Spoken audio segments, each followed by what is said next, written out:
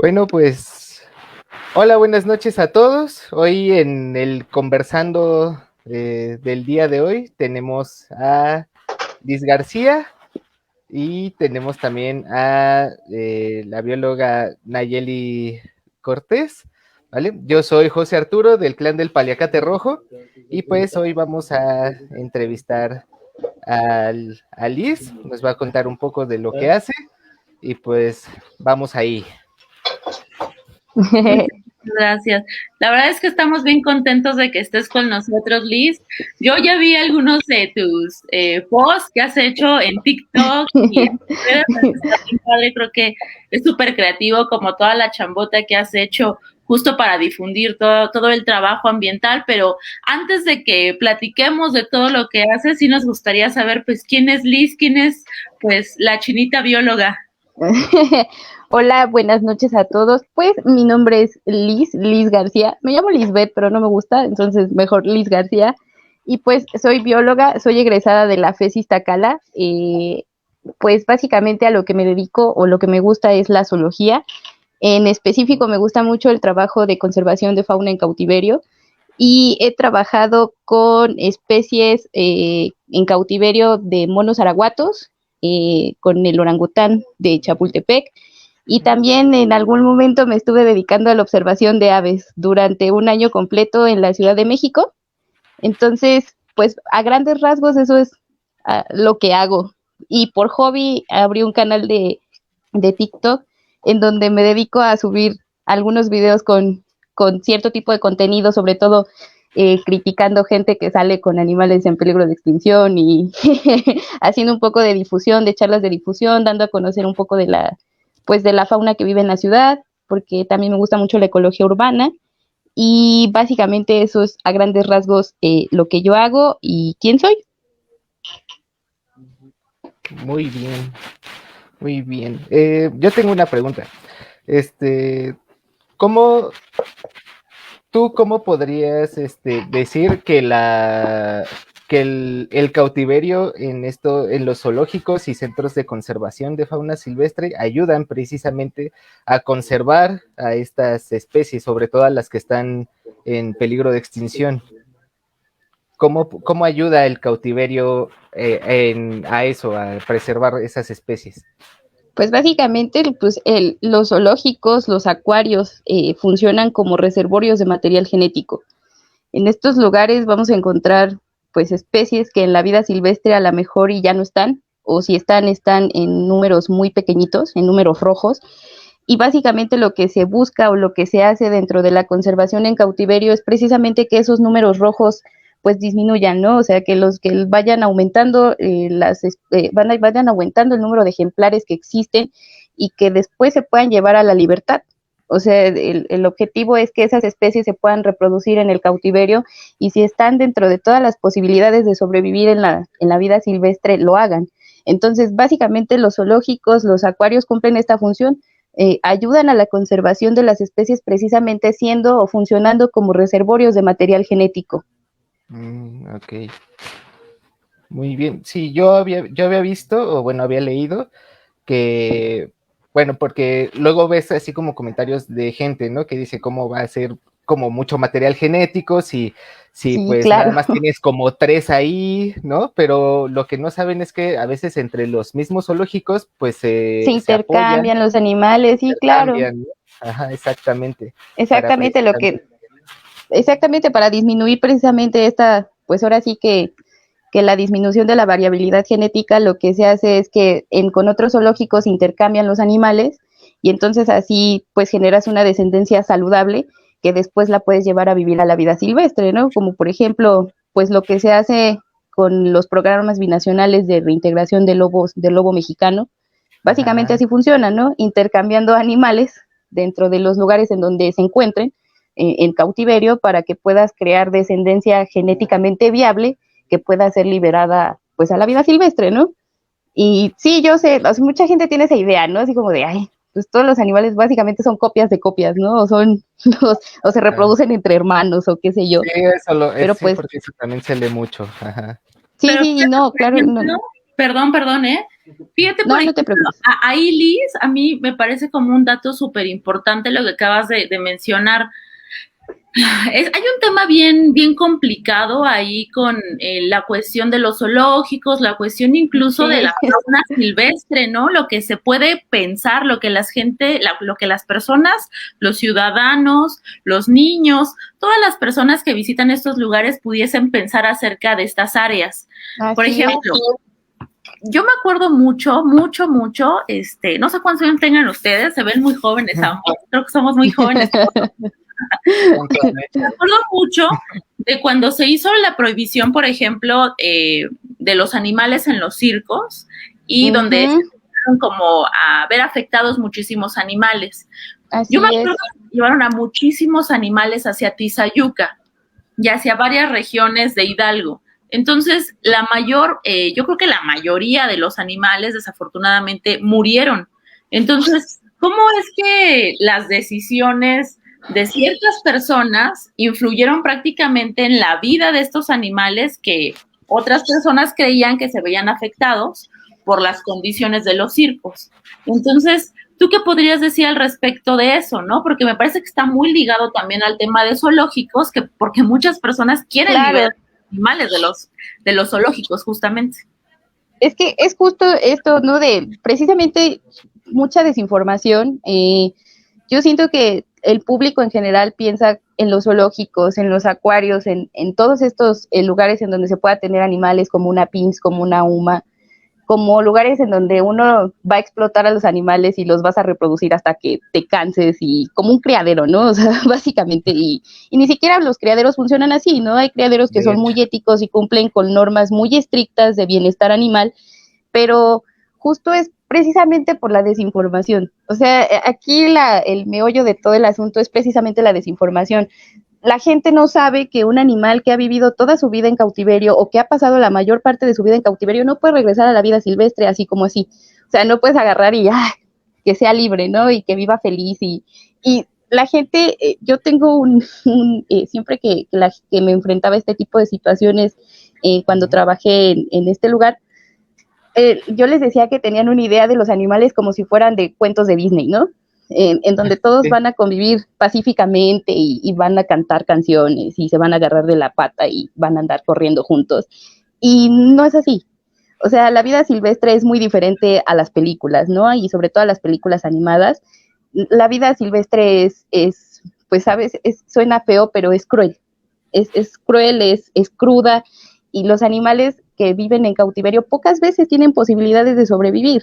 Y precisamente fue lo que pasó con los animales de los zoológicos, ¿no? La gente exigía que los zoológicos no tuvieran animales, pero no se tomaron ni la molestia de investigar a dónde ir a depositar esos animales y que esos animales tuvieran calidad de vida, porque dentro de los circos donde los tenían, pues bien que mal, tenían veterinarios, les daban de comer, recibían entrenamiento, tenían cuidadores, porque los animales en cautiverio se familiarizan contigo como cuidador, te identifican a ti como la persona que les da de comer, que les pone agua, que está al pendiente de ellos. A veces el cuidador es el único que se puede acercar realmente al animal, ni siquiera el equipo veterinario. O sea, el equipo veterinario depende completamente de la persona que cuida a ese animal en cautiverio. Entonces, pues básicamente es mera desinformación, ¿no? O sea, la naturaleza no es como en Disney, no vas a ir no vas a encontrar a los animalitos conviviendo en total tranquilidad y ternura, porque pues en la naturaleza hay que sobrevivir, ¿no? Hay reglas de supervivencia y se tienen que respetar. Y entonces, todo esto que generó una ley mal aplicada, porque fue una ley mal aplicada, una ley sacada de la manga, en donde no se consideraron ni siquiera criterios de bienestar animal, ni de conservación, ni de cuidado, terminó en la muerte de muchos ejemplares. Honestamente, eso fue lo que pasó, ¿no? Muchísimos ejemplares murieron, y si nosotros exigimos como sociedad que los zoológicos y los acuarios dejen de existir, vamos a condenar a las especies que habitan en estos lugares a exactamente lo mismo que les pasó a los animales de los circos. O sea, a terminar muertos, ¿no? O abandonados o maltratados, y pues no, eso básicamente no debería de ser el objetivo.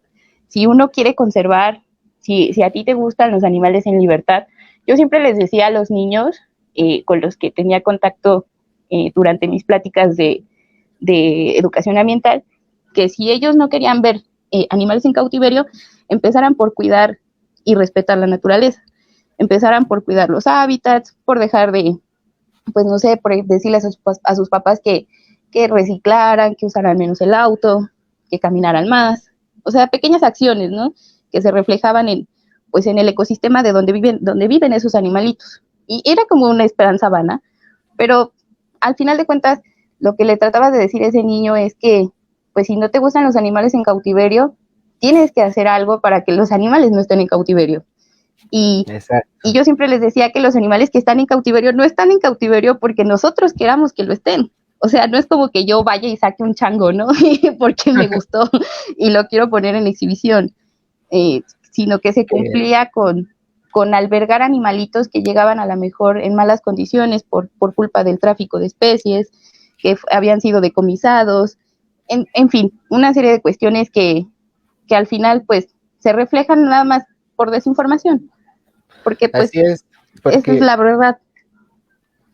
Mucha gente precisamente cree eso, ¿no? Que son animales que sacaron de su hábitat y que todos son así, ¿no? Pero hay muchos animales rescatados realmente, tanto del tráfico, de caza furtiva. Exactamente. No sé, que el jaguar que a lo mejor iban a matar porque se metió en el rancho de no sé quién. Entonces, hay mucho, más bien habría que saber adecuadamente precisamente de dónde vienen esos animales y también, pues como tú lo dijiste, si no te gusta ver a los animales en cautiverio, entonces hay que hacer algo para que pues sus hábitats estén adecuados para que ellos puedan vivir en ellos, ¿no? Claro, para que sus ecosistemas tengan la capacidad de carga para sostener a la población, ¿no? Así entonces, es. Porque pues básicamente eso es lo que yo siempre les decía. Así justo. es. Yo tengo ahí una duda, fíjate, Liz, porque nos hablabas justo que tú te dedicas al tema de la conservación, o sea, de los ecosistemas para los animales silvestres o en general también de la conservación de los animales en vida silvestre. Yo por ahí estuve viendo una entrevista que te hicieron, creo que el día de ayer. A mí me interesa mucho, mucho como el tema en específico que tú trabajas. Creo que, te soy honesta, yo también soy bióloga y no conozco tanto acerca justo pues de esta especie, no conozco tanto acerca de ellos y me parece que es un tema sumamente interesante porque no sé en qué parte de nuestro país o si es que en México hay o si hay el hábitat para estos organismos y sí me gustaría un poquito pues preguntarte acerca de tu trabajo en específico con pues los orangutanes. No sé si nos puedas platicar un poco claro. más. Mira, yo trabajé con el orangutancito que vive en Chapultepec, que es muy conocido, es muy famoso porque genera muchas controversias, el buen amigo. La especie no está distribuida en México, la especie tiene una distribución muy pequeña en las islas de Sumatra y de Borneo, en Indonesia. Son islas muy pequeñitas que contienen 3 especies principalmente de ellos, que es el pongo abelí, el pongo pigmeus y el pongo tapaulinensis, que este último apenas se acaba de describir como especie. Entonces, los orangutanes en sí, la distribución es muy limitada, son animales limitados a una isla, y el trabajo que yo hice con él, o con el orangutancito que vive aquí en la Ciudad de México, básicamente fue de enriquecimiento animal o enriquecimiento ambiental. Eso consiste, y pues observación, ¿no? Consistía en que la persona con la que yo trabajé, que es una bióloga súper, súper buenísima en lo que hace, ella nos daba las actividades que ella iba planeando conforme a nosotros íbamos haciendo las observaciones. A él lo íbamos a observar todos los días, a veces 2 veces al día, a veces una vez, durante más de 1 hora, y teníamos que registrar absolutamente todo lo que lo quisiera, ¿no? Si estaba dormido, si estaba comiendo, así, absolutamente todo, y de eso iba dependiendo las actividades que se le iban poniendo. Pero también estaban basadas en las observaciones que había hecho una etóloga muy reconocida, que es la doctora Galdicas, y básicamente lo que se buscaba es que el animalito pues tuviera las mejores condiciones posibles de vida, ¿no? Dentro del cautiverio. Y a mí me gusta mucho, fue un trabajo muy gratificante porque trabajar con primates, con grandes primates, es muy interesante. Uno puede aprender muchas conductas que parecerían propias de la especie humana, pero también lo son de los homínidos, los primates homínidos. Y la verdad es que a grandes rasgos eso fue lo que hice con él. Eso y pues ahora sí que informarle a la gente que pues el animalito no está en malas condiciones, no está triste, todo lo que tratamos como de desmentir, ¿no? Porque básicamente era eso, y enfrentarnos a las situaciones de los grupos de gente que exigía su liberación o su traslado a un santuario, a una reserva natural, y la gente que quería que lo liberáramos en vida silvestre, ¿no? Y nosotros así como de, híjole, pues no se puede liberar porque él nació en cautiverio. O sea, él lo único que conoce es el cautiverio y siempre se ha relacionado con personas y tiene cuidadores con los que ha estado desde que era un bebé. Entonces, entonces todas esas cuestiones etológicas era básicamente lo que nosotros hacíamos. Observaciones que a lo mejor uno podría decir, ¿por qué un biólogo hace observaciones etológicas? ¿No? Porque pues eso es más de los veterinarios. O sea, la verdad es que yo cuando entré ahí y me dijeron que yo iba a hacer observaciones etológicas, a mí me gusta mucho la etología desde antes de entrar a la carrera. Entonces yo iba con una noción de lo que era la etología, pero yo después dije, bueno, ¿por qué un biólogo hace observaciones etológicas, no? Si un veterinario tiene como más conocimiento sobre estereotipias, sobre conductas anormales que un biólogo, porque pues ellos lo estudian. Pero bueno, aquí el chiste es que nosotros como biólogos pues conocemos la biología del organismo, valga la redundancia, ¿no? Somos capaces de relacionarnos con ese organismo desde su biología, desde sus comportamientos naturales en la vida silvestre. Y lo que se busca o lo que nosotros buscábamos dentro de estos programas de bienestar animal era precisamente eso, que el animal tuviera comportamientos cercanos a los que tendría en la vida silvestre. Y mucha gente lo que me preguntaba siempre era que por qué estaba solo. O sea que, y lo que mucha gente no sabe es que los orangutanes como especie no son animales que vivan en grandes clanes, como por ejemplo los bonobos, los chimpancés, algunas especies de monos pequeños, los lémures, que también son primates. A diferencia de todos estos primates, pues los orangutanes suelen vivir en solitario, sobre todo siendo machos. Cuando son machos se les encuentra principalmente solos, sobre todo porque son muy territoriales, como buenos primates, y mucha gente nos decía, no, es que pobrecito, está solo, está triste, y era así como de, no, pues es que si le metemos otro animal probablemente lo mate, ¿no? Las hembras sí son capaces de convivir con otros animales, y está demostrado porque en el zoológico de San Diego tienen una orangután hembra, pequeñita, de tener como unos 6 años, es chiquita todavía, y la tienen conviviendo con una especie de monito de Asia, nada más que ahorita no recuerdo bien la especie, pero los tienen conviviendo y conviven muy bien porque precisamente ella es hembra y las hembras sí se pueden reunir en grupitos a vivir, sobre todo cuando tienen crías, para la protección de las crías, pero los machos no. Y pues el orangutancito de aquí de la Ciudad de México es un macho, entonces no era como que le pudiéramos echar un animalito para que conviviera, ¿no? Porque pues probablemente lo iba a matar. Y justo era también mucho de lo que me enfrentaba en el zoológico, que me preguntaban que por qué no lo bañábamos y lo peinábamos y lo cepillábamos, porque una vez una señora se acercó y me dijo, ¿por qué no le cortan el pelo? Y yo así de, señora, pues porque es un animal silvestre y yo no puedo meterme a su jaula a cortarle el pelo porque no es un perro. Entonces era también lo que nosotros siempre tratábamos de aclarar a la gente con respecto a muchas especies, ¿no? Que la gente tiene la idea de que en los zoológicos nosotros tratamos a los animales como si fueran mascotas, como si fueran tus cuates, ¿no? Y sí te encariñas con ellos porque es imposible no encariñarte con los animales con los que trabajas. Yo salí muy encariñada de los monitos con los que trabajé porque pues convivía con ellos y ellos me reconocían, ¿no? Y también el orangután cuando me veía llegar se acercaba porque pues soy una persona chiquita y seguramente le daba mucha curiosidad ver a alguien tan chiquito estar ahí. Y no era como que pues fuera mi mascota, ¿no? Yo tenía que hacer mis observaciones y y yo lo veía como lo que es, como un animal silvestre, pero sí era muy importante que eso de las personas diciéndome, ¿por qué no lo bañan? ¿Y por qué no le cortan el pelo? Señora, porque parado mide 2 metros y pesa 180 kilos. Me Y así la destroza de un piensan. manazo. Sí, no, a ver, métase usted, le va a arrancar un brazo sin dudarlo, ¿no?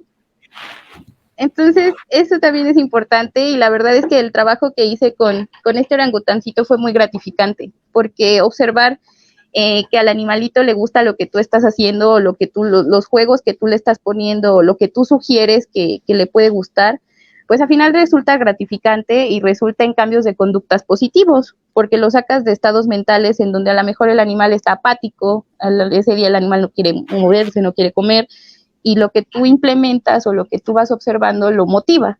Entonces, pues básicamente era eso. Y además siempre le dábamos como actividades que fueran cognitivamente desafiantes para él, ¿no? O sea, le poníamos a veces cosas en sus laberintos, le dábamos figuritas para que jugara, lazos, le gustaban mucho las bolsas, le gustaba mucho meter cosas en bolsas de regalo y traerlas en la mano, así en sus brazos, y en sus extremidades y andarlas cargando. Entonces eso era justo lo que nosotros buscábamos, ¿no? Que dentro del cautiverio su vida fuera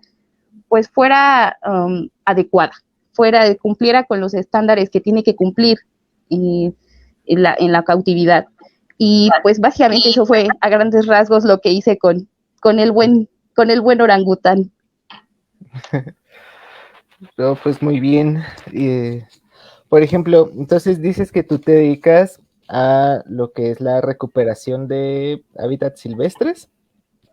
No tanto la recuperación, más bien me gusta mucho, por ejemplo, con las aves, con el trabajo que hice de aves, básicamente fue de fragmentación del hábitat.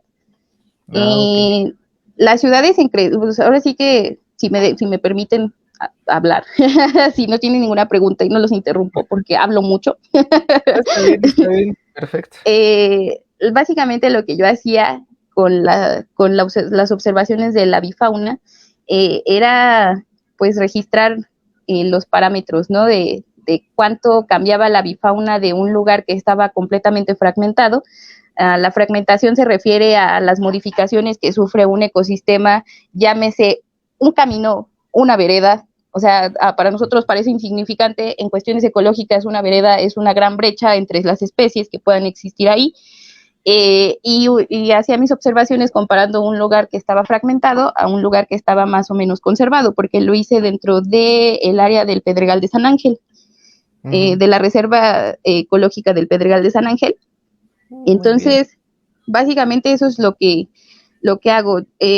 Me gusta mucho porque me gusta mencionarles a las personas que las ciudades son ecosistemas que están en constante presión. Pareciera que es como muy irónico, ¿no? En las ciudades que puedes encontrar. O sea, uno cree que solamente hay coches y contaminación y ruido y gente, y pues no, las ciudades siguen expandiéndose y eso somete a presión a los ecosistemas que estén alrededor de esas ciudades, ¿no? En este caso, la Reserva Ecológica del Pedregal de San Ángel es un paisaje único dentro de la ciudad porque es un matorral. Entonces, siendo un matorral que además está sometido a la presión de pues ahora sí que albergar el campus central de la Universidad Nacional Autónoma de México, pues también alberga otras áreas, ¿no? Como por ejemplo la famosísima área residencial del Pedregal de San Ángel y otras cosas. Entonces, este ecosistema en particular siempre está bajo mucha presión y las aves son excelentes indicadores ambientales, ¿no? Ahora sí que de cuánta presión estamos ejerciendo sobre un ecosistema. Y uno de los profesores que tuve el gusto de conocer en una exposición sobre fauna de las ciudades, decía que al ritmo en el que estamos creciendo poblacionalmente, lo único que nos va a quedar como lugares para conocer la flora y la fauna van a ser los jardines botánicos, los zoológicos y las reservas que estén detrás de una reja. Entonces, fíjate, por ejemplo, ahí, Liz, yo tengo como una duda. O sea, Creo que esto que mencionas es muy importante, definitivamente. Yo sí creo que las aves, toda la avifauna, son indicadores sumamente importantes y qué bueno que tú lo mencionas y que la gente lo pueda ver, por favor, porque parece así que las personas no son como tan observadoras en cuanto a lo que hay, pues prácticamente volando, ¿no? O que está postrado en los Sí, árboles. Entonces somos a veces un poco apáticos con nuestro entorno, no somos tan observadores. Entonces, ahorita justo en octubre me parece que viene la migración de las aves. Digo, ya empezó, hay diferentes como periodos, pero viene migración de aves. Por ejemplo, yo hoy tengo una pregunta. Pedregal de San Ángel, pues las personas lo pueden ver como un área como muy bonita, muy conservada. Tú nos mencionas que es un área como más de matorrales. ¿Qué especies, o sea, qué especies tú has visto que son rarísimas y que se encuentren ahí en Pedregal de San Ángel? pues hay una especie semiendémica de la región que es un pajarito que solo recuerdo el nombre científico en este momento, no recuerdo el nombre común, pero se llama Geotlipis nelsoni. Es una ave semiendémica del área del Pedregal de San Ángel, pero, por ejemplo, yo en mis observaciones en las áreas muy abiertas del matorral, encontraba muchísimas aves rapaces, encontraba aguilillas, la aguililla de Harris, que es como referente, pero también encontré aguilillas cola roja, encontré aves migratorias, por ejemplo, el Falco esparverius, encontraba también muchos gavilanes, Accipiter striatus, Accipiter cooperi, o sea, la diversidad de aves rapaces dentro de esta área de la Ciudad de México era muy grande. Y también, no ni mencionar las especies chiquitas, los famosos chipes, que son aves migratorias, uy, no, cantidades de chipes, porque como es una zona, y fíjate que lo más irónico era que ni siquiera estaban dentro de las áreas de matorral, estaban precisamente en las áreas pues transformadas en camellones, precisamente en los camellones, como pues hay árboles de eucalipto muy altos y otras especies de árboles, estos animalitos encontraban un hábitat perfecto para hacer sus, pues ahora sí que sus escalas migratorias. Encontraba una gran cantidad de chipes, sobre todo en esta temporada de octubre a diciembre, incontables. eran varias las especies y en números muy grandes. Entonces, pues sí, ¿no? Como tú lo mencionas, no estamos como muy acostumbrados a observar. Esa es la realidad. O sea, a lo mejor nosotros como gente que se dedica a la fauna o que en algún momento de la carrera llevó pues algo relacionado, te vuelves observador, porque los biólogos, yo siento que los biólogos y los veterinarios somos muy observadores. Somos personas que estamos diseñadas para observar, ¿no? Y la gente que no tiene el conocimiento que nosotros tenemos muchas veces no sabe lo que hay. Pero precisamente yo también hacía mi labor de educadora ambiental cuando iba a hacer mis pajareos, ¿no? Mis pajareadas. Me llevaba a mi familia, me llevaba a veces a mis amigos y muchas veces me iba yo sola. Y mi mamá le agarró un gusto peculiar a observar aves, ¿no? Ahora ya también es como muy de, ay, vi este pajarito, y no, a lo mejor ni se sabe el nombre científico, pero los ubica, ¿no? Así como de ese. Y mis amigos igual. Y también cuando hacía mis recorridos, muchas personas luego se me acercaban y me decían, oye, pero ¿qué estás viendo, no? Porque te ven con los binoculares y con la guía y se te acercan y te preguntan qué es lo que estás viendo y tú les enseñas, ¿no? Yo al menos lo que hacía era enseñarles con mis guías lo que en ese momento estaba observando y si la visita se encontraba cerca, pues les decía en dónde estaba para que la pudieran visualizar y la gente se quedaba impactada. Una señora me decía, es que yo solo creía que había zanates y palomas. Y yo, no, la bifauna de las ciudades es muy, muy diversa, es muy variada, es muy diversa y es muy grande. Digo, solo es cuestión como de poner mucha atención y precisamente levantar un poco la mirada del piso, ¿no? Y observar hacia arriba. Y precisamente el Pedregal de San Ángel para mí resultó impactante en cuanto a la cantidad de aves que pueden habitar en un lugar. Y en uno solo, porque eran espacios, yo tenía espacios de observación de menos de, pues ahora sí que de 2 metros, porque era lo que yo alcanzaba mi radio visual, y encontraba a veces hasta 4 especies conviviendo en un mismo sitio. Entonces, pues sí, era como, wow, wow, dentro de las ciudades puede haber una gran diversidad. Así Y es. también en mi canal de TikTok precisamente tengo un video hablando sobre, pues, un poco sobre la fauna que se puede encontrar en las ciudades, y mencionaba también a los mamíferos que podemos encontrar, porque precisamente en la reserva ecológica a mí me tocó ver tlacuaches, hembras con sus crías cargando, me tocó ver también cacomixtles, encontrar heces de cacomixtle, me tocó ver familias completas de liebres cruzando por los estacionamientos de las facultades de Ciudad Universitaria. Este, me tocó ver también algunos reptiles como serpientes cuando andaba yo metida entre las piedras, entre las rocas ahí observando. Me toca ver algunas especies de lagartijas que también son endémicas del lugar, que no recuerdo la especie, que los reptiles no son como mi especialidad, pero eso a grandes rasgos era lo que yo siempre les trataba de compartir, ¿no? Que a pesar de que vivimos en una ciudad tan enorme como lo es la Ciudad de México, hay un montón de fauna, increíblemente, ¿no? Hay muchísima fauna, y sobre todo en estos lugares hacia el sur de la ciudad, pues todavía la puedes encontrar un poco más, ¿no? Y justo también cuando iba yo al bosque de Chapultepec, que estaba yo ahí, me tocó ver tlacuaches, me tocó ver también madrigueras de algunos otros animales.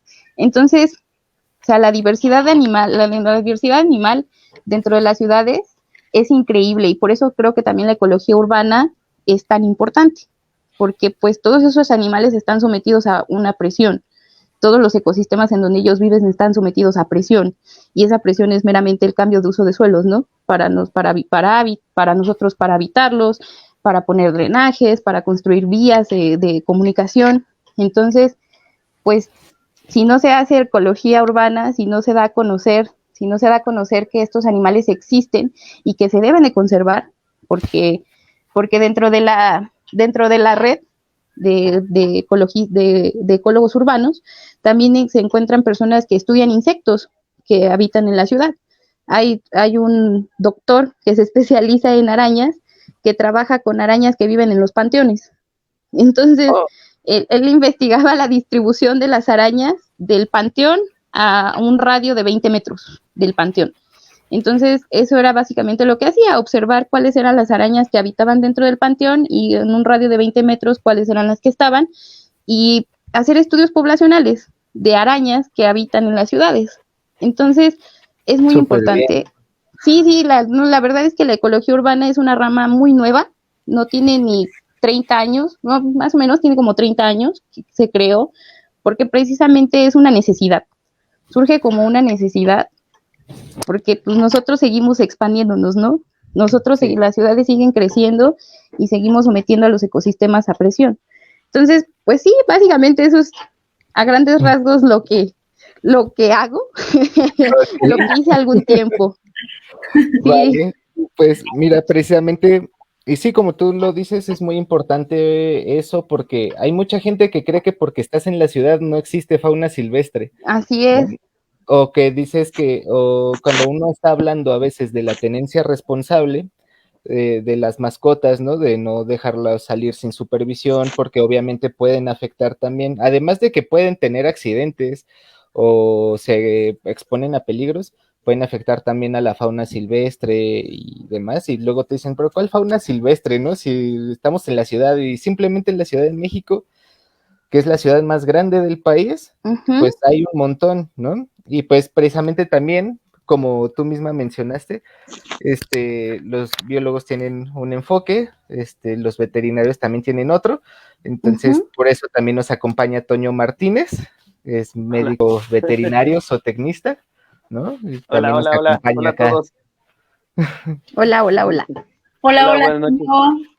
Sí, pues apenas me voy integrando, lo puso Jorge en el grupo y Uh-huh. pues es algo que también lo cual me gusta mucho hablar porque, bueno, una de tantas cosas, yo soy el coordinador del área médica del Centro de Educación Ambiental de Herpetario Cuculcán, yo creo que sí lo ubican, eh, Sí.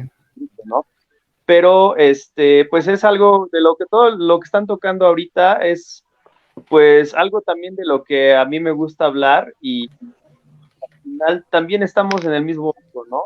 De pronto todo lo que están diciendo, y bueno, me acuerdo me llegan a la mente pues todos los rescates y rehabilitaciones que de pronto tenemos que hacer, porque nos hablan, pues ya prácticamente de todo. Antes eran puros respires, pero ya no están hablando de pronto de que, ay, no sé, la otra vez me hablaron de un centro de salud y se había estrellado un Megascops, un tecolote de los chiquitos, un Megascops.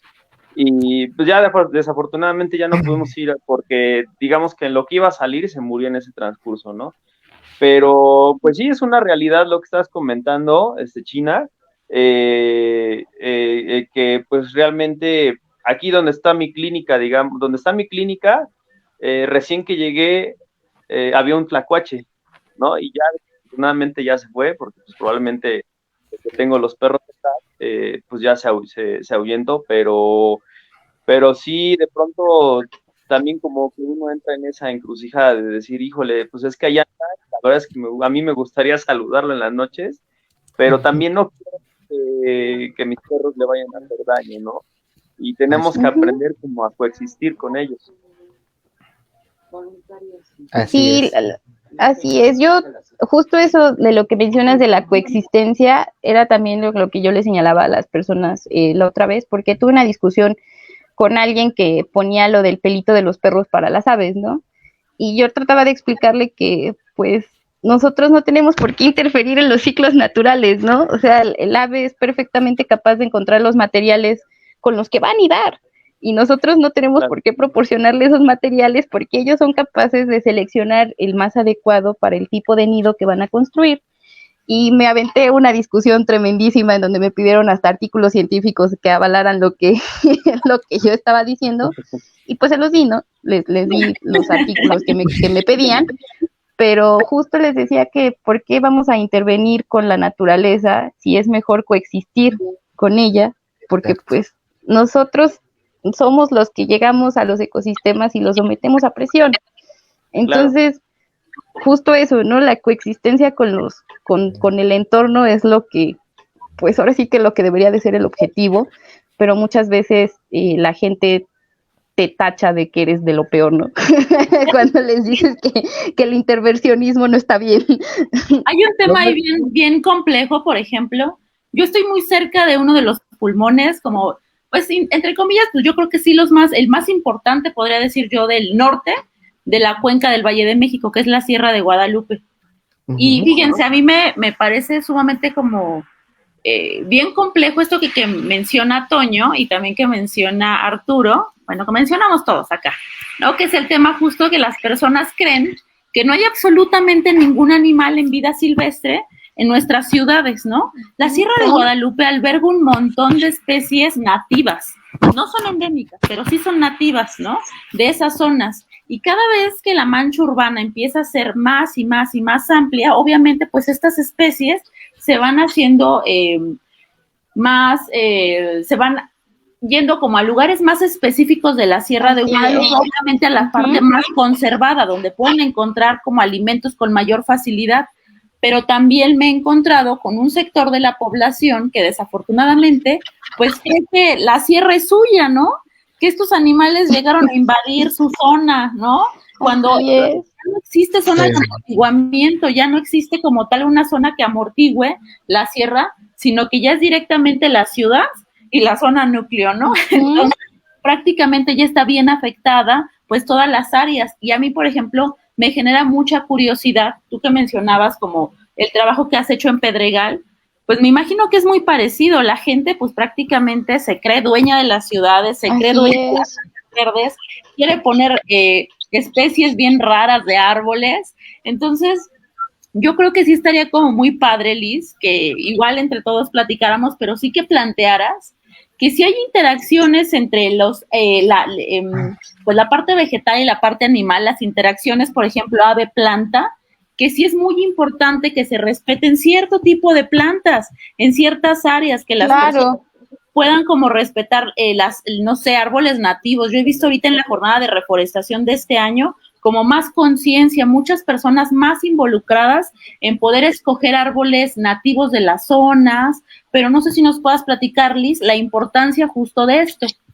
Pues claro, mira, yo justo era lo que trataba siempre de decirles a las personas que con las que trabajaba en el Pedregal o que tenían, pues con las que convivía, que hay en el Pedregal de San Ángel existen numerosos estudios precisamente y sobre todo de avifauna. Los estudios de avifauna son como muy comunes y justo decíamos eso, ¿no? Las relaciones que existen entre los árboles, entre las plantas que puedes encontrar y las especies de aves que habitan en esos lugares. Nosotros, hay trabajos que están enfocadísimos precisamente en el Jardín Botánico del Instituto de Biología, que es enorme. El Jardín Botánico del Instituto de Biología es un lugar muy grande y pues ahí precisamente hay árboles que no son nativos, pero también conservan plantas que son de la región. Y en las plantas que había que eran de la región, nosotros podíamos encontrar una diversidad de aves más grande.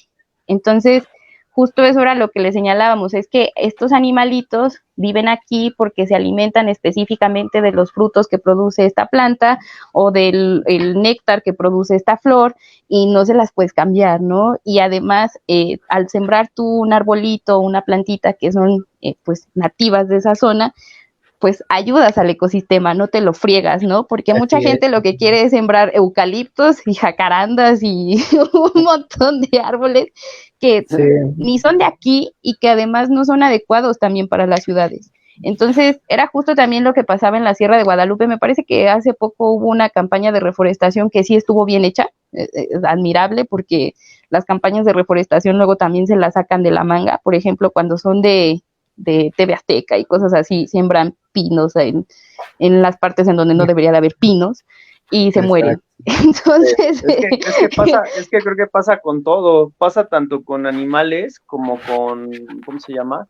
Con plantas, o sea, de pronto uno va comiendo, ¿no? No sé, una mandarina y la tira, dice, bueno, van a hacer un arbolito de mandarina, sí, pero no es donde debería estar.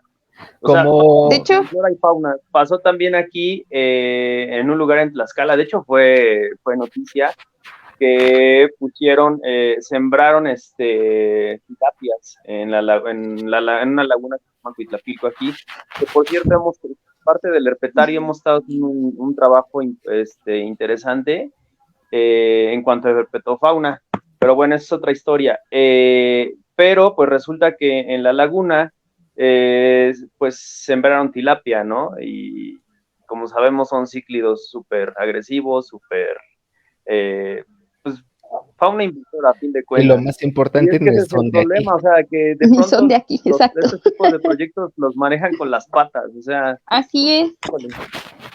Sí, exactamente, justo eso era lo que, pues yo también era lo que veía mucho con los árboles, porque muchas de las campañas de reforestación que alguna vez se hicieron sin tener el conocimiento previo, era sembrar cualquier especie, ¿no? O las especies que son las más típicas de ornato dentro de las ciudades, como los eucaliptos, los pirules, las casuarinas, las jacarandas, que a final de cuentas ni son adecuadas para vivir en una ciudad, ¿no? No son los árboles que tú deberías de tener en una ciudad porque pues muchas veces las raíces son muy grandes y dañan la infraestructura y producen producen basura, y en el caso de los eucaliptos pues son repelentes de cualquier otra planta que quiera crecer alrededor de ellos, ¿no? Entonces todas estas interacciones que se dan, al menos yo como, bueno, de la avifauna, hablando de la avifauna en general con las plantas, pues son importantes porque son los árboles a las aves les proporcionan comida, refugio, lugar de descanso, lugares para reproducirse. Entonces, es muy importante saber y conocer cuál es la estructura vegetal que vas a tener en ese lugar. O sea, a mí la verdad es que botánica la pasé de noche, siendo honesta, soy una bióloga honesta, yo botánica la pasé de noche, pero tengo amigos que son muy buenos botánicos, tengo excelentes compañeros que son botánicos y ellos me decían, ¿no? Pues la importancia de la estructura vegetal que yo tengo está relacionada directamente con las aves que se me van a presentar. Y lo observaba, ¿no? Era yo testigo de eso porque en las zonas que eran completamente pastizales, que eran abiertos, había un montón de aves rapaces, porque eran capaces de bajar a cazar los animales que habitan en esos matorrales. Y en los lugares en donde había árboles, había especies pequeñitas había especies de tamaño mediano que podían refugiarse en estos sitios. Cerca del estadio de Ciudad Universitaria, lo que yo más encontraba eran nidos de calandria, los que son así que cuelgan, precisamente era lo que yo más encontraba, y precisamente porque los árboles, a pesar de que no eran nativos del lugar, porque pues en un matorral no encuentras árboles de gran tamaño, los árboles que llegas a encontrar no rebasan ni los 2 metros, son árboles chaparritos y que además tienen hojas como muy pequeñas. Pues en el estadio de Ciudad Universitaria había algunos pinos, había mucho eucalipto sembrado por ahí, y esos árboles que eran altos le proporcionaban a las calandrias, pues ahora sí que la altura adecuada para poner sus nidos, ¿no? Y que pudieran estar lejos de la gente y lejos de los depredadores. Entonces, pues precisamente conocer toda esta relación que tiene que tiene la flora y la fauna de un lugar es muy importante, y justo como lo decías, ¿no? La Sierra de Guadalupe. O sea, las campañas de reforestación de la Sierra de Guadalupe, me parece que la última que hicieron estuvo muy bien estructurada. Tengo un compañero que anduvo por ahí. Y no sembrar árboles a lo bestia, ¿no? Sí, o sea, voy a sembrar este pino aquí, que ni siquiera es el pino adecuado para vivir en esta área y se va a morir, pero lo voy a sembrar. Pero fíjate, por ejemplo, a mí me sorprende mucho cómo es que eso que mencionabas acerca de en algún momento a alguien se le ocurrió poner pinos o poner casuarinas o poner jacarandas, justo especies que no eran de las zonas, en esas zonas, porque no había otra cosa. Y es un tema ahí medio complicado con la parte de los servidores públicos, porque lo que quieren es que en sus administraciones, de alguna manera, pues se vea verde, ¿no? Entonces, así es. Sí. ¿Cuál es el árbol más verde de todos, no? Cuando ni siquiera, o sea, es de esas zonas. Y a mí, por ejemplo, me genera como mucho interés lo que nos comentabas de las aves rapaces del Pedregal, porque generalmente las aves rapaces se postran en arbolotes muy grandes. Entonces, la introducción justo de árboles, pues no tan grandes, pues afectó un poco a la zona, porque esa zona es más fría, ¿no? Si no me equivoco, la zona del Pedregal es más fría. Sí, es una, pues ahora sí que en temporada es muy extremosa. Tiene 2 temporadas nada más, que es la de seca, bueno, la temporada seca y la temporada de lluvias. O sea, solo se mueve en esas 2 temporadas. Pero lo que pasa con las aves rapaces es que no perchaban en los árboles, perchaban sobre las estructuras que había cerca. O sea, podían estar perchando al humano. Exactamente, perchaban en antenas, perchaban en edificios, y sabes también de qué hacían uso de las floraciones de los magueyes y de los magueyes y de todas estas floraciones que son grandísimas. Ellos hacían uso de esas floraciones para perchar. Entonces, a pesar de que era un área completamente abierta, alrededor había estructuras que les permitían a ellos perchar, y pues como buenas rapaces tienen una vista impresionante, ¿no? Entonces, cuando veían una presa se acercaban, porque a mí me tocó ver cómo un accipiter bajaba a cazar precisamente, y como también un falco Sparverius nos pasó volando por enfrente de la cara agarrando una presa que estaba en un árbol. Entonces, todas estas estructuras, como bien dices, los animales se adaptan. O sea, la adaptación que tienen los animales de las ciudades es increíble, porque van a encontrar la manera de que esa estructura sirva. Aunque tú le pongas, por ejemplo, las zonas, los picos que les ponen a los edificios para que las palomas no aniden o para que los pájaros no se postren ahí, o sea, a las aves no les importa, ¿no? O sea, eso es como de, ay, yo aquí voy a anidar porque aquí me gusta y tengo la capacidad de hacerlo.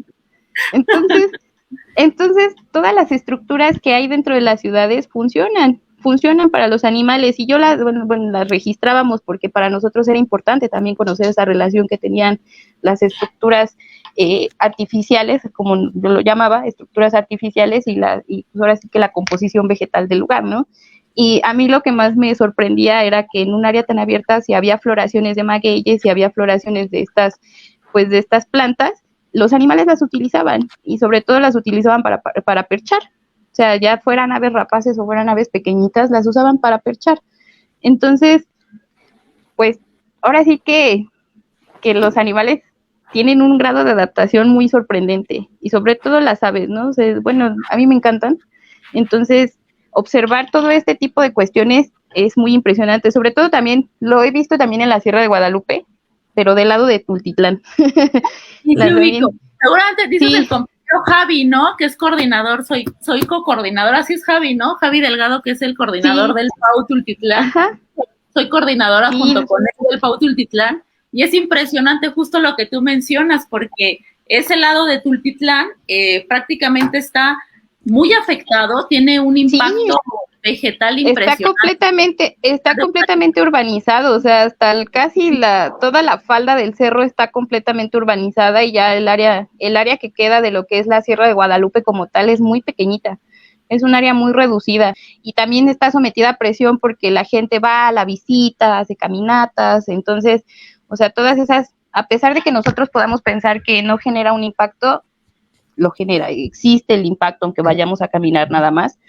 Y esa zona yo lo he observado el año pasado con algunas avecitas migratorias, hacían uso de las estructuras de las casas que estaban cerca.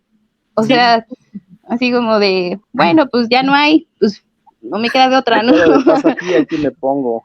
Sí, así me queda de paso, pues aquí está bien. Ahora, perdón, como pequeño paréntesis, bueno, pues nos han mandado muchos comentarios así de, pues de aliento, ¿no? De pues que trabajan muy bien, bueno, trabajamos todos los que estamos en este proyecto de voluntarios informados, ¿no? Nos mandan saludos.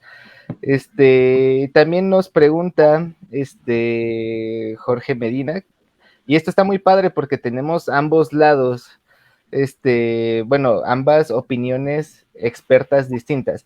¿Qué es un rescate en realidad? Para ustedes, ¿qué es un rescate? Porque, por ejemplo, hay gente que dice, no, pues es que me encontré este animalito y lo rescaté, ¿no? Lo rescaté de morir en su hábitat. Así es, ajá, exacto. Ay, me suena una historia familiar de cierto influencer. Ajá, de todos, ay. ¿no? A lo mejor hasta nos está viendo. Saludos. ¿Cómo estás? Para ustedes, ¿qué es un rescate? ¿O qué debería ser un rescate? Bien, es que sí, probablemente tengamos como diferentes enfoques. Voy yo primero, perdón, ya tomé la palabra. Pero probablemente, yo creo que el enfoque de un biólogo y un veterinario de pronto es distinto, aunque no pueden estar separados, ¿me explico? La ayuda de uno de un otro, ni de uno ni de otro, no pueden estar separados. Yo lo veo, por ejemplo, ahorita en el herpetario y conjuntamos distintas áreas y entonces hacemos un grupo porque hay partes que definitivamente a mí no se me dan, pero yo me encargo de la salud de los animales y de pronto, bueno, las cientificaciones en cuanto a herpetofauna, pues sí me defiendo, ¿no? Más o menos. Pero hay cosas que en el aspecto biológico yo no puedo cubrir y entonces entra el biólogo y así, es el punto. Pero un enfoque, pues más que nada como, digamos, o como yo lo vería como veterinario, un verdadero rescate, sí sería por ejemplo, de que ahora, bueno, con el centro de educación, sí genera un impacto las pláticas que hacemos y ya la gente en lugar de matar al animal que quieran, nos hablan y entonces sabemos que, por ejemplo, si fuera una cascabel, que es algo muy curioso lo que está comentando Liz, también tenemos cascabeles en zonas urbanas. ¿Por qué? Porque bajan los roedores a un punto de alimentación fácil para ellos, ¿no? Un acceso de alimento fácil para las cascabeles. A final de cuentas, lo que están haciendo ellos es, pues, sobrevivir y cumplir con sus funciones vitales. Pero, pues aquí de pronto nos llaman y, pues, ni modo, si nosotros ya generamos esa conciencia a la gente, pues vamos, entonces para evitar que, siempre les decimos también, saben que ustedes no interactúen porque pueden haber accidentes. Entonces, probablemente un rescate para mí implicaría eso, probablemente sí sacarlo de su hábitat y pues lo que hacemos nosotros es, si las condiciones de salud son propicias, únicamente lo que hacemos es reubicarlo en otro lugar, ¿no? que de pronto es difícil porque existe el riesgo de que vuelvan a bajar a la urbana, pero nos ha tocado algunas ocasiones que, por ejemplo, rapaces con las alas fracturadas y nos los tenemos que llevar al centro y por consecuente me los traigo yo a la clínica. Este caso en particular del Megascops que tuve hace algún tiempo, únicamente lo que tenía es un grado muy marcado de desnutrición y después de un mes lo rehabilitamos y lo liberamos nuevamente, ¿no?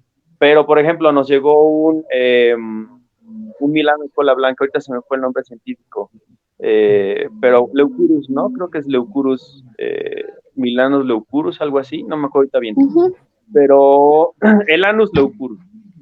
Y él pues tenía una ala fracturada, entonces, y después fuimos por un Rupor, y ese tuvimos que amputarle el radio y la ulna porque ya presentaba un grado de necrosis importante. Y bueno, ¿qué más nos gustaría a nosotros? Para mí ese sería como el rescate, ¿no? Como que quitarlo de esa zona de peligro, tratar de rehabilitarlo y si es posible regresarlo a vida libre. Desafortunadamente, bueno, pues este no es candidato porque ya no, pues, al final de cuentas las alas son pues de vital importancia para ellos y se queda como animal embajador en el herpetario. Pero la situación aquí es que, bueno, también se trata de generar la conciencia en la gente, porque pues los apedrean, les hacen mil cosas, ¿no? Algo que siempre dice Ezequiel, que, bueno, de entrada, sin educación no vamos a poder hacer nada. O sea, nosotros podemos seguir yendo a rescatar o reubicar animales, pero si no generamos esa conciencia, pues esto va a seguir. Y lo importante es educar a la gente. ¿Y tú, Liz, pues, para ti qué es un rescate? Pues mira, coincido en muchos puntos. De hecho, creo que entre biólogos y veterinarios pues hemos llegado a un mutuo acuerdo en cuanto al rescate de fauna, porque muchas veces el rescate implica la reubicación del animalito que te estás llevando, ¿no? Y pues nosotros como biólogos no tenemos el conocimiento de si el animalito, pues ahora sí que cuáles son los tratamientos que el animalito debe recibir, eso les corresponde completamente a los veterinarios. Y claro, lo que, o sea, a lo que voy es que coincido en los puntos, precisamente en el punto de que lo tienes que reubicar. Para mí un rescate bien hecho consiste en que el animalito pueda ser rehabilitado, si está en las posibilidades de ser rehabilitado, o sea, porque también están las posibilidades de que no pueda ser rehabilitado y pueda ser liberado, pero si es rehabilitado, que regrese a la vida silvestre en un lugar en donde pueda encontrar, o bueno, en un lugar en donde no se encuentre tanto en riesgo, ¿no? Porque precisamente era lo que él mencionaba de la herpetofauna. O sea, la herpetofauna está, a mí me da mucha tristeza porque a la herpetofauna no se le reubica ni se le rescata, ¿no? A la herpetofauna tú llegas y lo que encuentras es al ejemplar muerto, honestamente. Ya decapitado. Ya decapitado, ¿no? Sí, y justo yo he denunciado muchas prácticas de mal manejo en muchos lugares y entonces para mí justo es esto, ¿no? El poder, si tú tienes a un animalito que está herido, un animalito al que le pasó algo, un animalito que no se encuentra en las mejores condiciones, pues lo rehabilitas y lo liberas. O sea, para mí ese es el ideal, ¿no? Y si no se puede liberar, no te lo vas a llevar a tu casa. O sea, no lo vas a tener como tu mascotita, ¿no? Vas a buscar el lugar en donde este animalito pueda tener las condiciones de vida adecuadas, donde él pueda, pues ahora sí que donde se le pueda dar el tratamiento y las condiciones de vida que necesita. Y yo justo esto lo vi mucho en el zoológico. O sea, la gente cree que en los zoológicos tú puedes ir a depositar cualquier animal, ¿no? Así como en los veterinarios, así, igual. Y a nosotros también nos pasa eso, perdón, Liz. Sí, nos pasa también porque saben que me dedico yo, por ejemplo, en la clínica me dedico a animales no convencionales y saben que estoy en el herpetario y entonces ya, o sea, me llaman para que reciba tortugas, para que reciba... Exactamente. O sea, y dices, no manches, o sea, hay que ser conscientes también que, bueno, también tenemos una capacidad ahí. Exactamente. Que podemos mantener tantos animales. Exacto, Perdón. justo eso era iba a comentar una anécdota. Eh, no sé si en el zoológico de Chapultepec ya ven que una de las rejas da hacia Reforma, o sea, da hacia Reforma y la otra da hacia, bueno, sí, Reforma.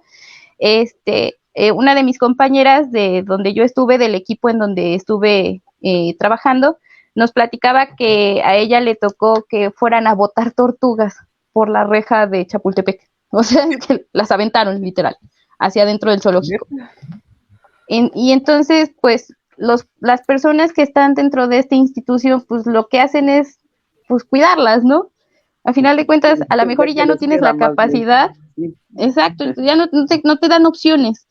Y también nos platicaba la bióloga con la que trabajamos que le habían ido a dejar tucanes en cajas, o sea, ahí en la puerta del zoológico fueron y botaron una caja de tucanes.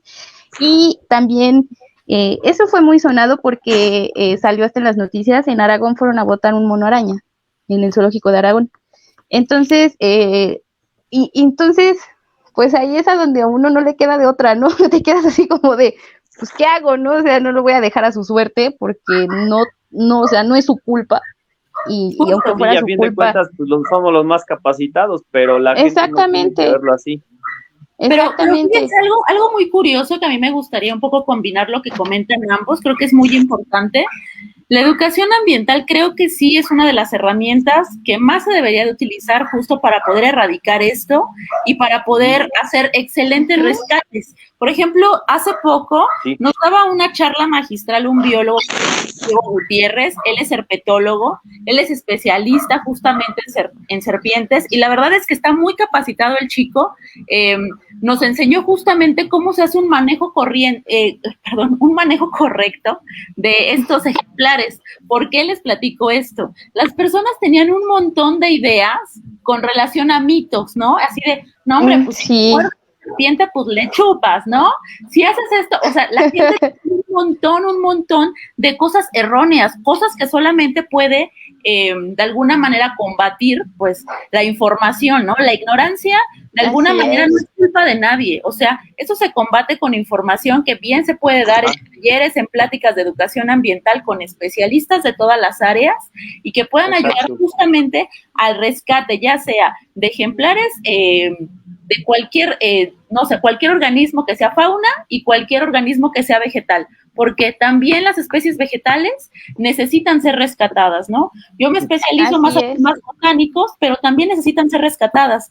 A mí me pasó mucho que en el tema, yo vivo más pegada a la Sierra de Guadalupe, las personas, una vez que son conscientes de los servicios ambientales que te ofrece un área, la verdad es que sí lo cuidan, sí preservan las áreas, sí convocan, sí participan, siempre y cuando tengan información en sus manos. Entonces, digo, ya estamos casi cerrando esta charla, la verdad es que a mí sí me gustaría que se alargara un poquito más.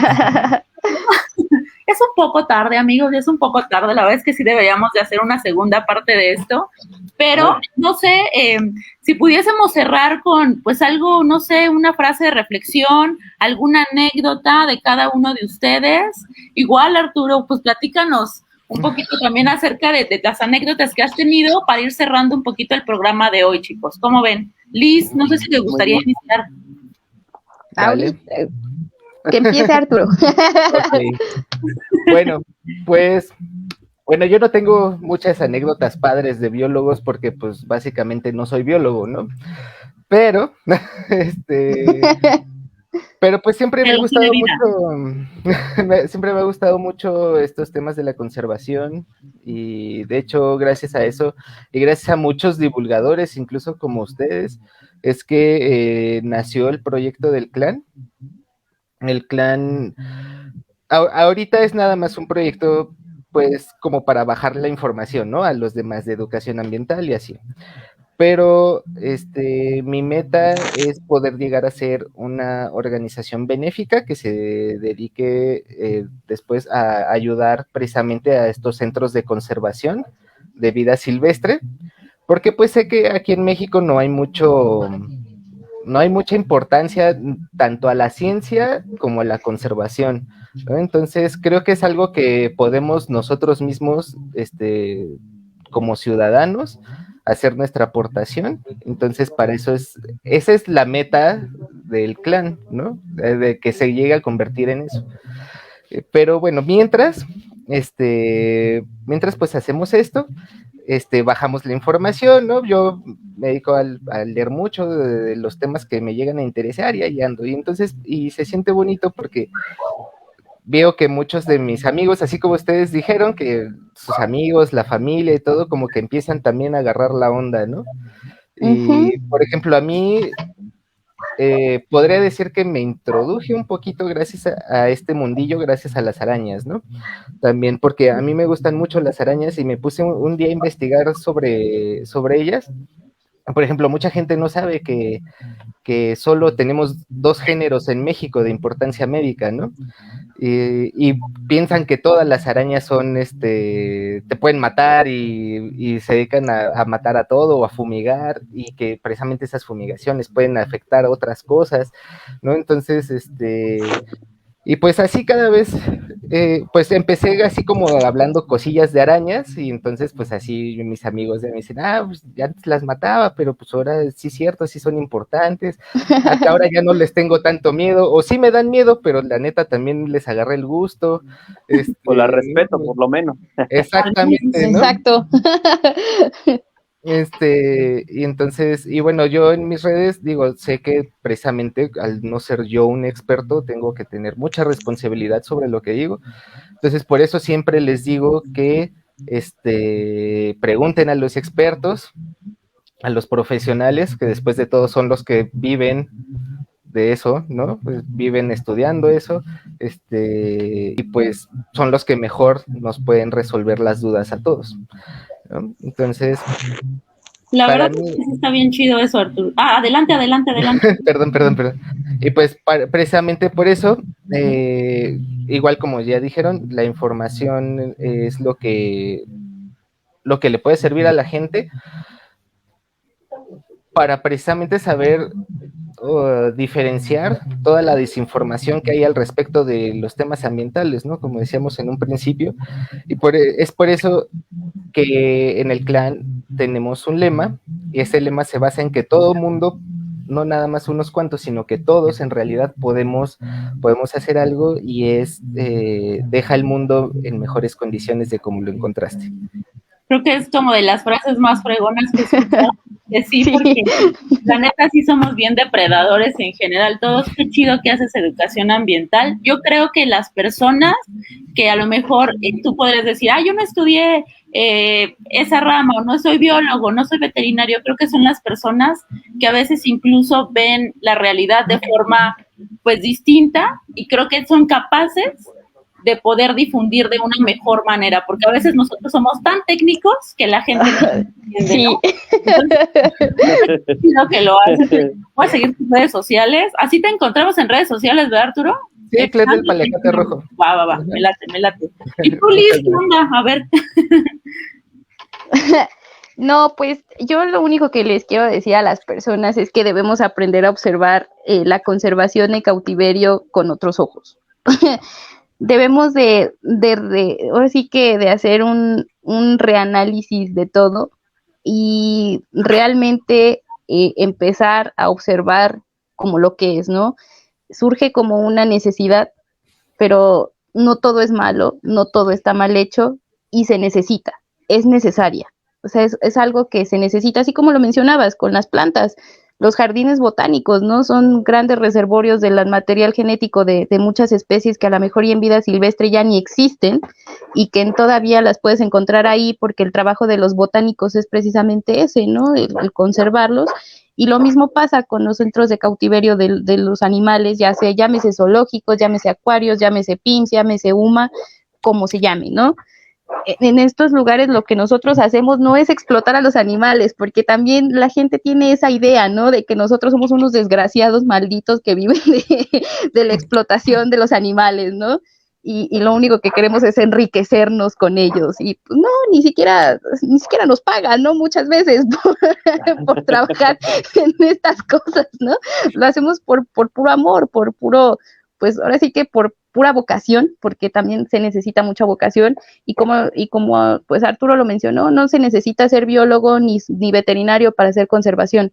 Con que a ti te interese y seas capaz de transmitir esas ideas, el conocimiento que tienes, es lo único. Y como tú lo mencionabas bien, Nayeli, o sea, luego los biólogos somos bien técnicos, ¿no? Nos preguntan cosas y divagamos bien, o sea, yo soy muy de divagar, o sea, estoy en un momento, estoy en algo y de repente mi cabeza se va como a muchas cosas, y a mí me costaba mucho transmitir eso, y en el zoológico tuve que aprender a transmitir mis conocimientos en un lenguaje más coloquial, porque me trabajaba con niños, o sea, mi trabajo estaba enfocado a los niños. Entonces a un niño no le podía decir, ay, es que la especie Alaba tapigra se encuentra distribuida en la selva baja caducifolia, o sea, no puedo hablar de esa forma, ¿no? Y muchas veces cuando eres educador ambiental o cuando estás en esta cosa de la educación ambiental, se te olvida que no todo el mundo maneja el mismo lenguaje que tú y que tienes que poner el lenguaje en que las personas lo entiendan y sean capaces de generar conciencia. Y yo lo que siempre les quise transmitir, o lo que yo trataba de transmitirle a los niños, es que los animales que están en el zoológico están cuidados, son animalitos que están cuidados, que están supervisados, que tienen a un montón de equipo detrás para que ellos vivan adecuadamente, y que no es malo, y que están ahí porque las condiciones a lo mejor no les permitieron regresar a la vida silvestre, ¿no? Porque fueron víctimas del tráfico de especies, porque los cazaron, porque les cazaron a sus papás y ya no tuvieron quien los criara, porque a lo mejor y el hábitat en donde viven ya no existe, el área en donde viven ya básicamente es muy pequeñita y no pueden sobrevivir ahí.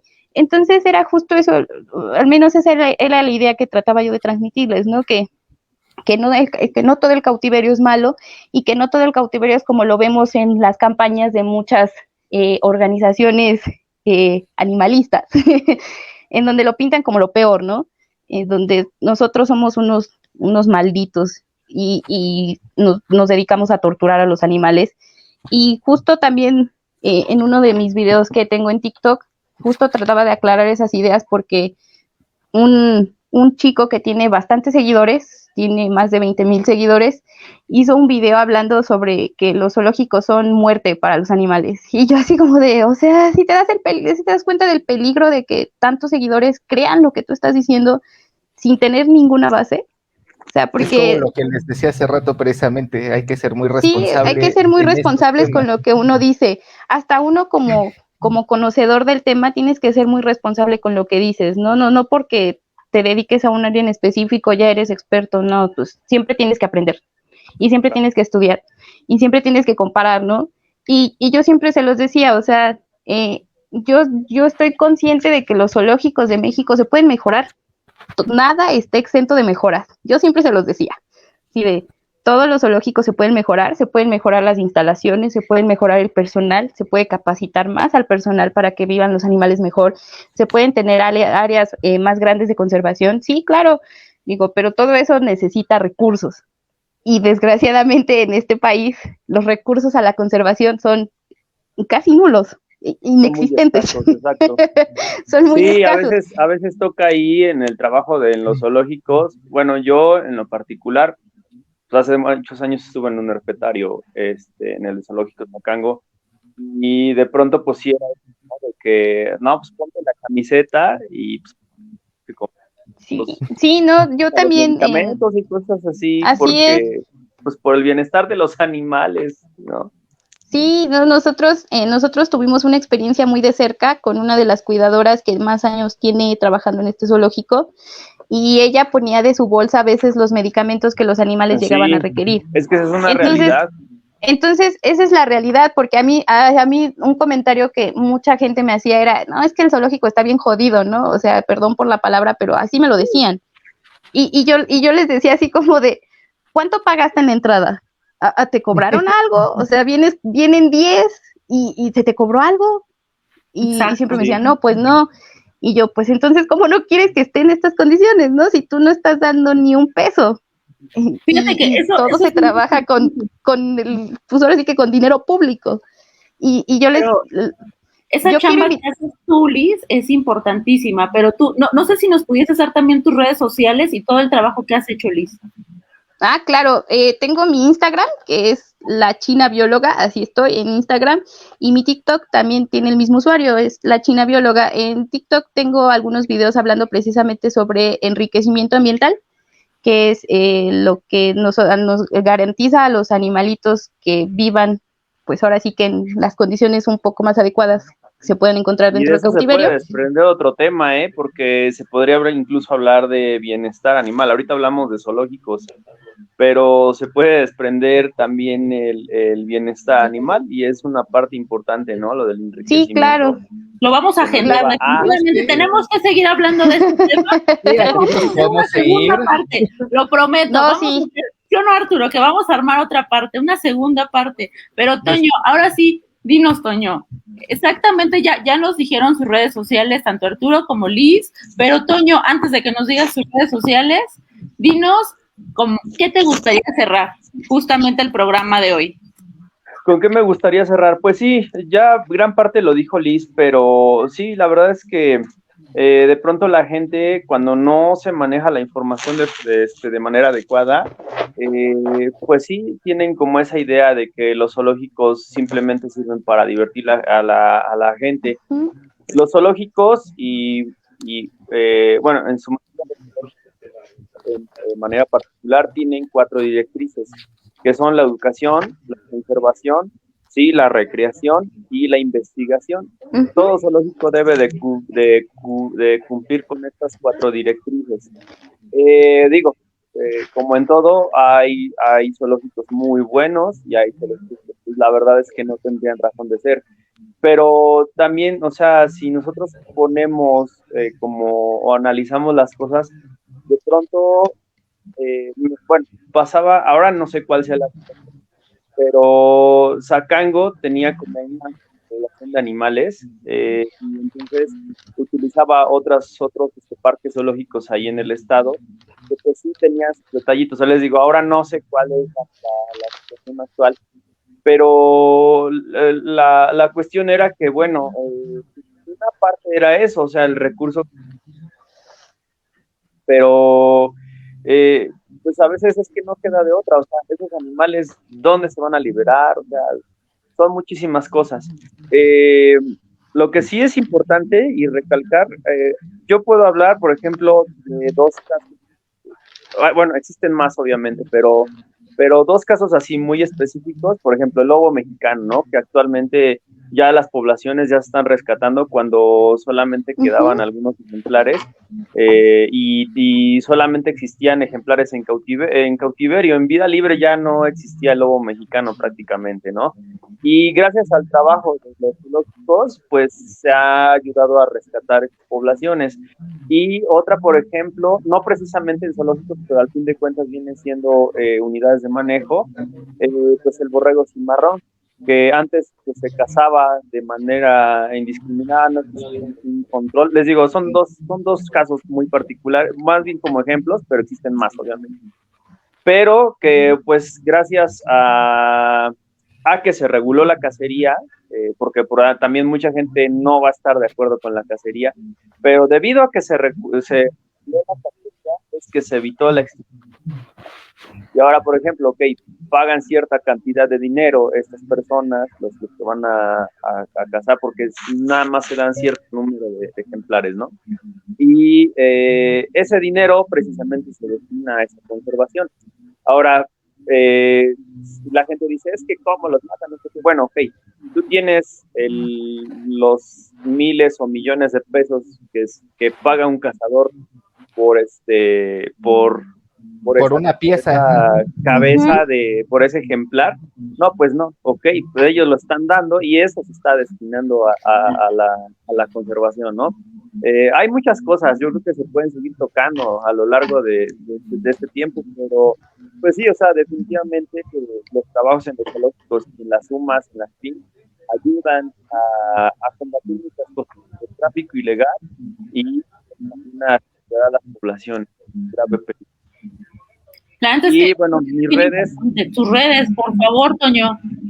Sí, mis redes es Terriers and Exotics, es el de la clínica, y Centro de Educación Ambiental Vulcán es el del herpetario. Ahí yo represento pues ambas. De hecho, no sé si alguno de ustedes va a estar en el encuentro de UMAS.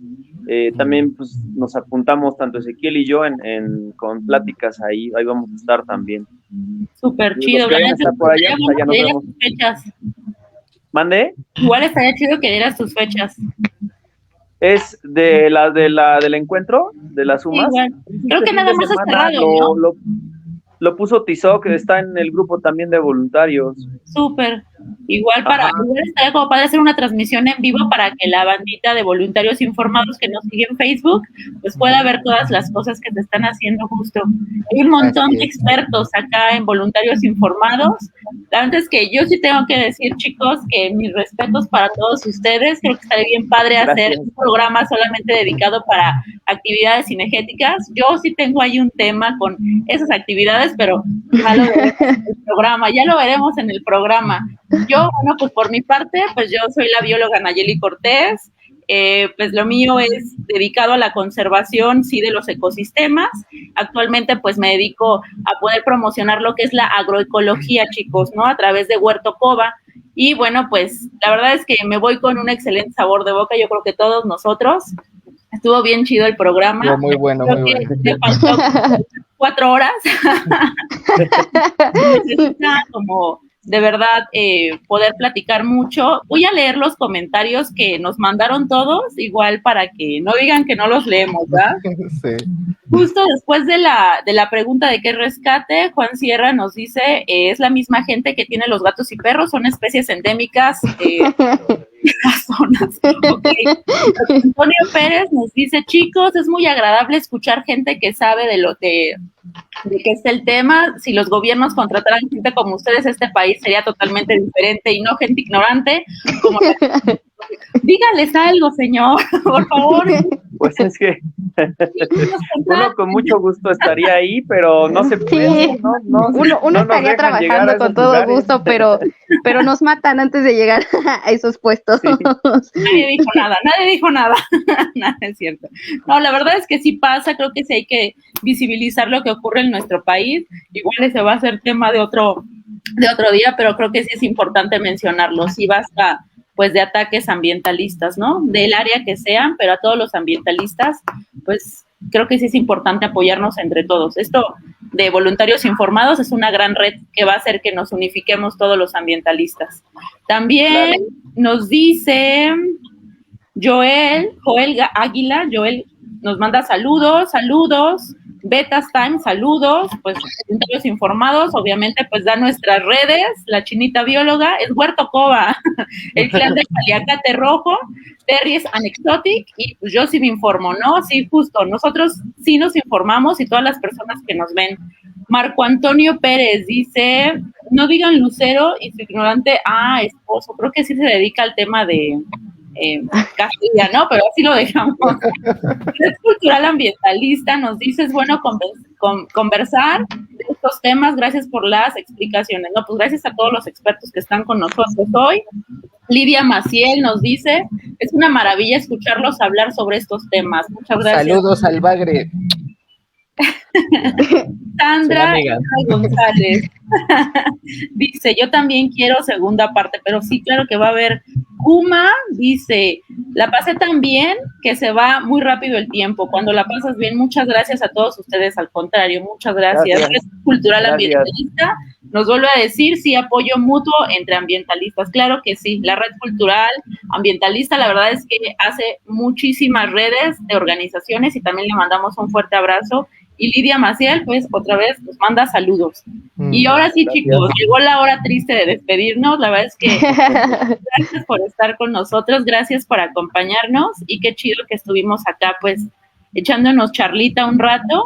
Y pues, no, de las personas que nos vieron, qué chido que nos puedan seguir. Les queremos comentar que a partir de la siguiente semana vamos a estar participando en la hora ambiental junto con el Instituto Nacional de la Flora y la Fauna y la vida silvestre. La verdad es que está bien chido. Ojalá que pues nos puedan ver el próximo viernes a las 7 de la noche Ahí les estamos compartiendo en la página de Voluntarios Informados. Perdón, es que nos están llegando muchos mensajes. Sí, ya empezaron. No quieren que nos vayamos. Qué bonito. Silvia García dice excelentes temas que mucha gente debe de saber para entender nuestro entorno y ayudar al medio ambiente en cuidado de la flora y la fauna. Así es, Silvia. Saludos a todos. Muchas gracias, Silvia. Gracias. Y pues, ojalá que nos puedan ver el siguiente viernes, tanto en el noticiero que en el cual vamos a estar participando, va a estar bien chido, y también en nuestra entrevista, que es a las 9:30 de la noche, posiblemente haya segunda parte de este tema, entonces pues esténse pendientes. Muchas gracias, pues nos estamos viendo. Muchas gracias a todos, y pues acuérdense de dejar el mundo. Gracias. Recuerden, acción, conciencia. Nos vemos. Bye. Gracias, saludos. Bye.